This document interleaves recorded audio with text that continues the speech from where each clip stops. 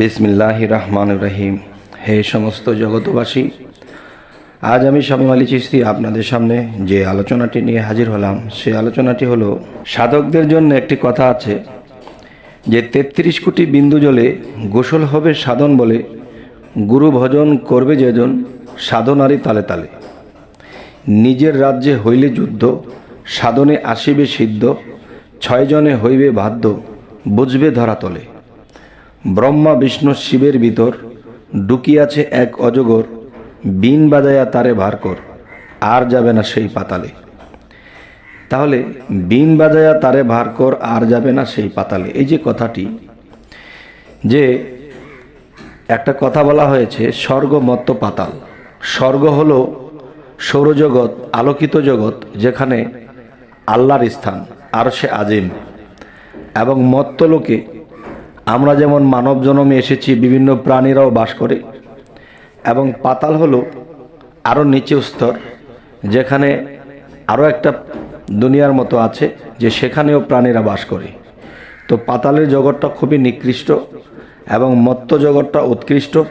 তার চেয়ে বেশি উৎকৃষ্ট হলো আকাশের জগৎ বা সৌরজগৎ বা আরশে আজিমের জগৎ। তো আজকের যে আলোচনাটি, যে ৩৩ কোটি বিন্দু জলে গোসল হবে সাধন বলে, গুরু ভজন করবে যেজন সাধনারই তালে তালে। তো ৩৩ কোটি বিন্দু জল কি? একটা মানব দেহের সাথে একটা কথা বলা আছে, মহাবিশ্ব ব্রহ্মাণ্ড যা কিছু আছে তা মানব দেহে আছে, মানব ভাণ্ডে আছে। মহামানব হলো সারা বিশ্ব, এবং ক্ষুদ্র মানব হলো এই মানব দেহ। এবং এই মানব দেহটাকে যদি কেউ রিচার্জ করতে পারে, এই মানব দেহের ভিতরে যদি কেউ চিনতে পারে, এবং এই মানব দেহটার ভিতরে যদি কেউ বিরাজ করতে পারে, তাহলে তিনি এই সারা বিশ্ব বিরাজ করা আর বাদ থাকবে না। কারণ মহাবিশ্ব রিচার্জ করে, মহাবিশ্ব সমস্ত সৃষ্টি জগৎ ঘুরে আমি কখনো শেষ করতে পারবো না। যদি আমার দেহ রাজ্যের মধ্যে আমি সাধনার দ্বারা নিজেকে নিজে চিনতে পারি, নিজের মধ্যে নিজে স্থান নিতে পারি, ঢুকতে পারি, তাহলে আমি জায়গায় বসে সারা মহাবিশ্বটাকে চেনা হবে। আরও একটি বিষয় হলো, শুনুন, যে ৩৩ কোটি বিন্দু জলে গোসল হবে সাধন বলে। যে একজন সাধক যখন সাধনা করে, তখন একদিন সে বুঝবে, একদিন সে দেখবে যে ৩৩ কোটি বিন্দু জলে সে গোসল হইতেছে।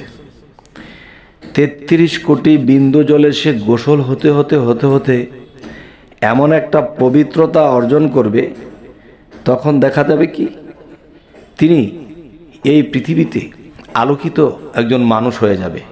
আমার এই আলোচনাটি সাধকদের জন্য, যারা আল্লাহর পথে সাধনা করে। আর সাধকদের বাইরে যারা শরীয়তের ইবাদত করে, তারা আমার এই কথাটাকে তারা জ্ঞানে নিতে পারবে না। কেননা যারা মুর্শিদ ধরেছে, তরিকার জগতে আছে, তারা একমাত্র এই কথাগুলো বুঝবে এবং সুন্দর মনে নেবে। আর যারা দেখা যায় সাধন কি সেটা বোঝে না। কিন্তু কোরআনের মধ্যে আল্লাহ বলেছেন যে যারা আমি আল্লাহর পথে সাধনায় আত্মনিয়োগ করে আমি তাকে পরিচালনা করি, আল্লাহ নিজে তাকে পরিচালনা করে থাকে। সে জায়গায় আমরা বলি সাধনা আবার কি, কিন্তু শরীয়ত কিন্তু বৎসরে একটা রোজা আসে, যে 30 দিন রোজা রাখে। আর সেই রোজারই আরেকটা নাম হলো কি সিয়াম, সাধনার মাস। এই যে সাধনা কথাটাই কিন্তু এখানে যোগ হয়েছে, কিন্তু তারপরে বলে সাধন আবার কিসের? অথচ কোরআনে আল্লাহ সাধনার কথা বলেছে। যেমন বলেছে তোমরা ইবাদতকারী হও, হ্যাঁ, আবার বলেছে তোমরা সালাত কায়েম করো, আবার বলেছে তোমরা সাধনা করো। তাহলে একটা মানুষ দেখা যায় আল্লাহকে লাভ করতে কয়েকটা পথ আল্লাহ খোলা রেখেছে। তাই সাধনার মধ্যে একটা পথ, ইবাদতের মধ্যে একটা পথ, নামাজ রোজার মধ্যে, হজ জাকাতের মধ্যে একটা পথ। তাহলে আলাদা আলাদা পথ, কিন্তু কারো পথের সাথে কারো পথ মিল পড়ে না। কিন্তু এই কয়েকটা পথেই আল্লাহকে পাওয়া যায়।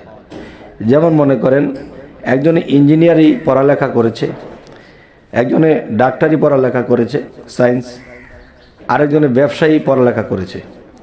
এখন ব্যবসায়ীকে বলতেছে যে আপনি এই ডাক্তারের কাজটা করেন, তার কিডনিটা নষ্ট হয়ে গেছে, একটু ঠিক করে দেন। সে বলতেছে বাবা আমি বিজনেস নিয়ে পড়ালেখা করেছি, এটা আমি বুঝি না। এবং তাকে বলা হচ্ছে যে আপনি একটু ওই ইঞ্জিনিয়ারিং কাজটা একটু করে দেন। কয় বাবা আমি তো ডাক্তারি পড়েছি, আমি তো ইঞ্জিনিয়ারিং পড়িনি। তাহলে বোঝা গেল যার যার জায়গায় সে ঠিকই আছে, যার যার জায়গায় সে বড়ই আছে। কিন্তু দেখা যায় যে শরীয়তের মধ্যে একটা জিনিস তারা প্যাঁচ লাগিয়ে দেয়, যে নামাজ রোজা হজ জাকাত নিয়ে একটা প্যাচের সৃষ্টি হয়ে যায়। তোমরা এটা করো না কেন, এটা এমনি করো কেন, সেটা এমনি করে কেন, কেন না অমনে অমনে কেন করবে? সে যদি ইঞ্জিনিয়ারিং লাইন নিয়ে থাকে, এখানে থেকেও তো লক্ষ কোটি টাকার মালিক হওয়া যায়। সে যদি ডাক্তারি পথ নিয়ে থাকে, এখান থেকে তো লক্ষ লক্ষ টাকা কামাইতে পারে। তাহলে যার যার পথে সে আছে। তাহলে আল্লাহকে পাইতে গিয়ে অনেকগুলো রাস্তা আছে। যদি কেউ একটা রাস্তা অবলম্বন করে, করুক। সমাজের মধ্যে একজন ডাক্তারি পড়তেছে, একজন ইঞ্জিনিয়ার পড়তেছে, আমরা তো কাউকে নিষেধ করি না তুমি ইঞ্জিনিয়ার পড়বা কেন, তুমি ডাক্তারি পড়বা কেন, এটা কি বলি? কিন্তু শরীয়তে এটা বলা হয় তুমি এভাবে ইবাদত করো কেন, তুমি সাধনা করো কেন। সাধনা আবার কি? সাধনা যে কি এটাই তারা জানে না। আচ্ছা, তাহলে সাধনার কথা কোরআনে আল্লাহ বলেছে। বিশেষ করে শরীয়তের লোকে এটা ব্যবহার করে যে রোজার মাস আসলে বলে যে সিয়াম সাধনার মাস। সাধনা কথাটা কিন্তু তাদের মুক্তি বলতেছে।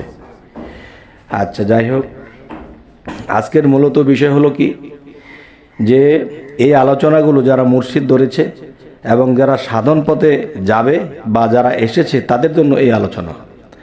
মুর্শিদের কাছে যাওয়ার পরে যখন আপনাকে সেই সাধনাগুলো দেবে, দমের সাধনা এবং দেখা যায় চন্দ্র সূর্যের সাধনা নিজের দেহের ভিতরে, এবং দেখা যায় চিক সাধনা, ধ্যান সাধনা, বিভিন্ন সাধনা যখন দেওয়া হবে এবং একজন ভক্ত যখন নিয়মিত করতে থাকবে, তখন 33 কোটি বিন্দু জলে সে গোসল হবে। একদিন সে দেখবে, বুঝবে যে সে 33 কোটি বিন্দু জলে তার গোসল হচ্ছে এবং তার জীবনের আত্মা ও দেহ থেকে সমস্ত পাপগুলো ঝরে পড়তেছে, নিজেকে পবিত্র করতেছে।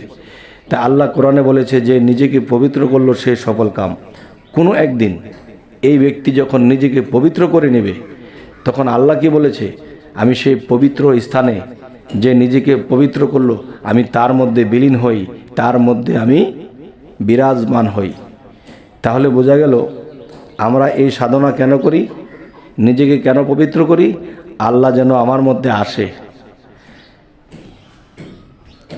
তবে হে জগতবাসী, আজকের এই আলোচনাগুলো আপনাদেরকে কি বোঝাতে চাইলাম, এবং দেখা যায় আমি 3টা সাইড তুলে ধরেছি।